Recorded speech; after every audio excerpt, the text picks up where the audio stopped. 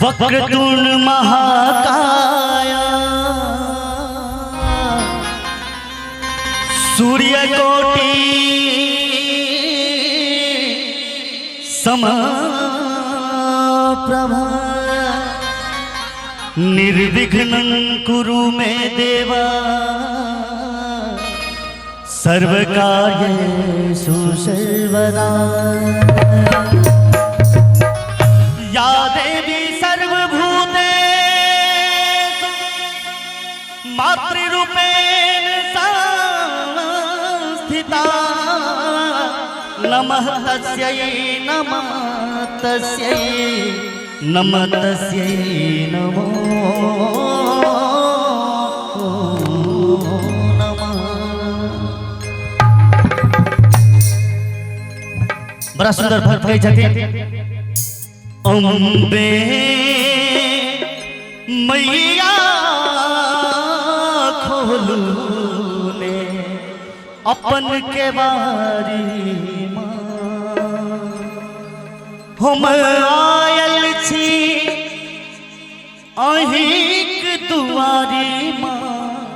और चाहब जे मैया रानी के नाम पर कोई सब आदमी हाथ उठाकर जयकारा दे प्रेम श्री दुर्गा मैया की।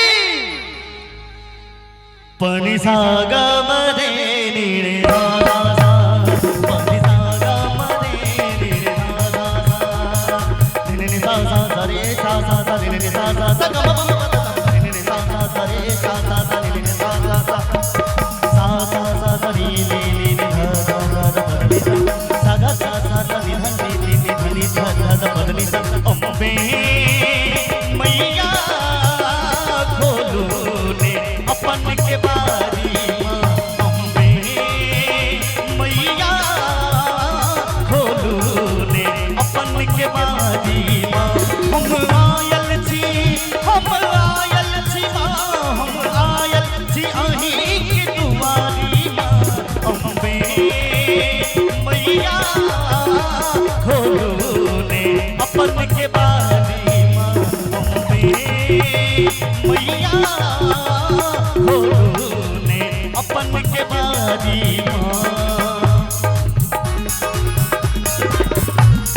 जाओ जाओ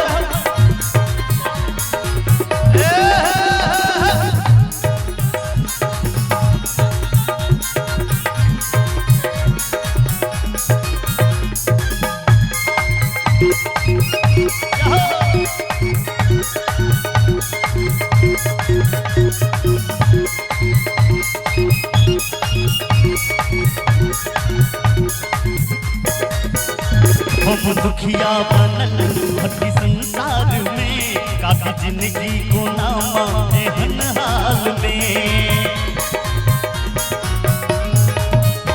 हम दुखिया बनल भटकी संसार में काफी जिंदगी को नामा एहन हाल में।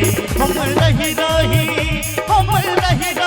माँ हम रही अही के पुकारी माँ।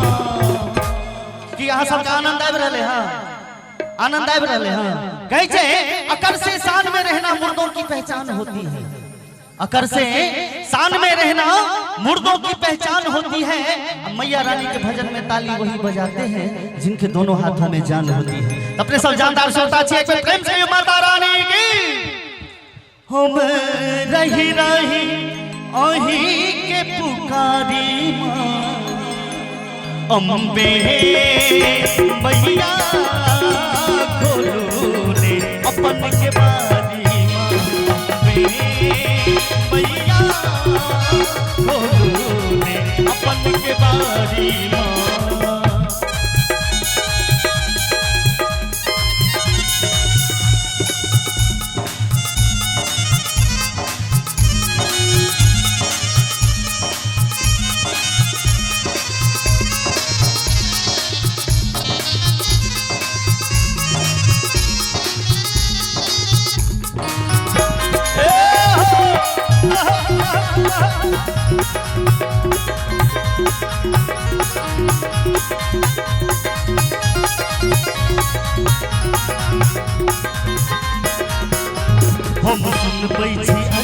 सैलेंद्र लिखल अब हमरा सो दुख माने हुई है सहल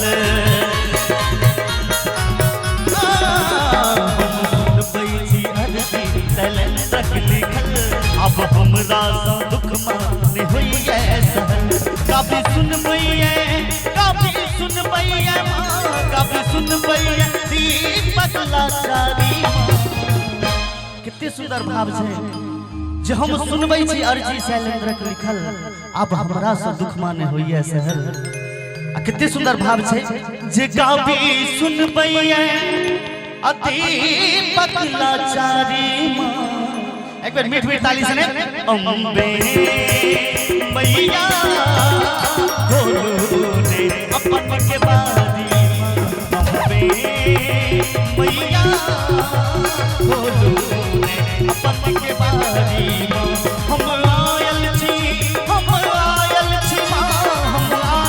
छी अहीं के दुआरी अम्बे मैया खोलो ने अपन के बारी अम्बे मैया खोलो ने अपन के बारी अम्बे मैया खोलो ने अपन के बारी अम्बे मैया खोलो ने अपन के बारी अपन के बारी अपन के बारी अपन के बारी